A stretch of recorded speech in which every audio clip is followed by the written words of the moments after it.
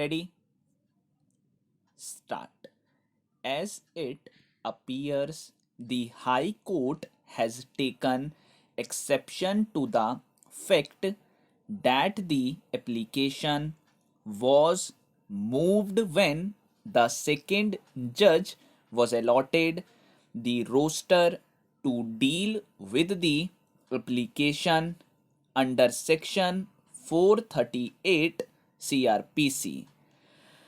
To appreciate the analysis made by the High Court, we have bestowed our anxious consideration and pursued the order impugned.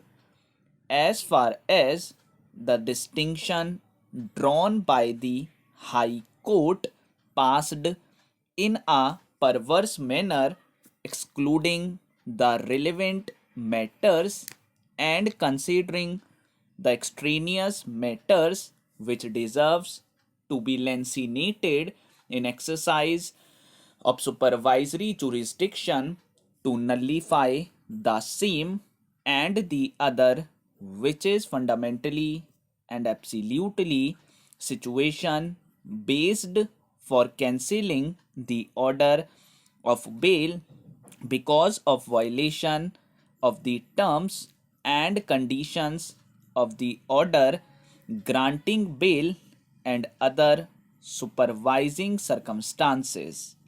However, the said situation or circumstance does not arise in the case at hand. In that context, this court held that long-standing convention and judicial discipline requires bail application to be placed before the learned judge who had passed earlier orders. On a perusal of the aforesaid authorities, it is clear to us that the learned judge who has declined to entertain the prayer for grant of bail, if available, should hear the second bail application or the successive bail applications. It is in consonance with the principle of judicial decorum, discipline, and propriety. Needless to say, unless such principle is adhered to, there is enormous possibility of forum shopping, which has no sanction in law and definitely has no sanctity. These appeals have been preferred against the orders passed by the division bench of the Punjab and Haryana High Court at Chandigarh. The appellants in a special leave petition of 2012 are the Chandigarh administration and the Government Medical College and Hospital Chandigarh. The appellant has filed the special leave petition with the permission of this court, who was not a party either before the single judge or before the division bench of the Punjab and Haryana High Court.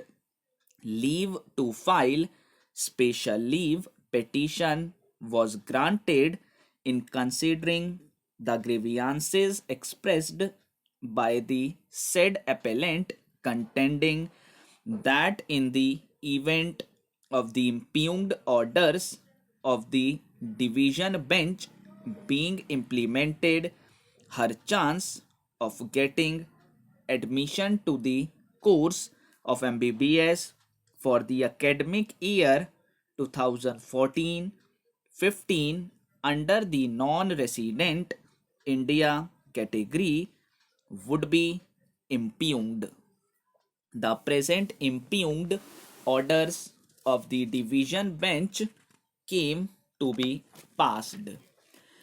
This appeal was made at the instance of the contesting respondent in both the civil appeals, who was really aggrieved of a clause in the prospectus issued by the appellants, which according to her was not valid. According to the contesting respondent, she, being a Canadian citizen, is an NRI, that therefore she was entitled to seek admission to the MBBS course in the NRI category quota, but yet the definition of NRI as specified in the prospectus issued by the Chandigarh administration and the Government Medical College, Chandigarh, for the academic year 2012-13 would denude her of such status, and therefore it was liable to be struck down. The contesting respondent claimed that her grandfather retired as an undersecretary in the year 1994, that was in the services of the state of Chandigarh.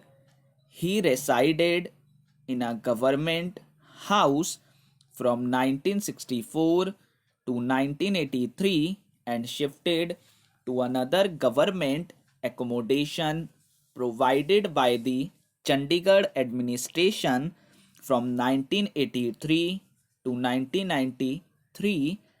That third set of government accommodation was provided by the government to the father of the contesting respondent, which was occupied till December 2003, and that thereafter her father started living in the house of her grandfather in Mohali.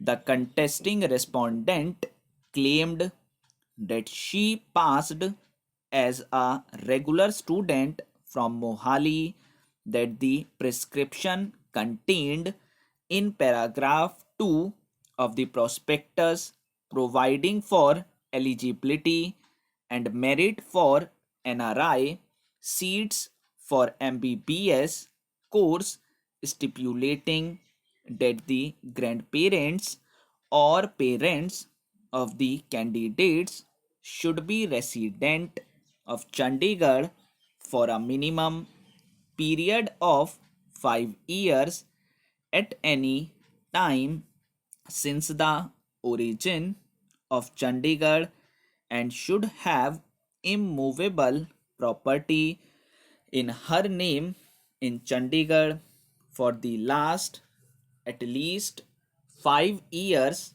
and a certificate to that effect issued by DC cum estate officer or municipal corporation of Chandigarh.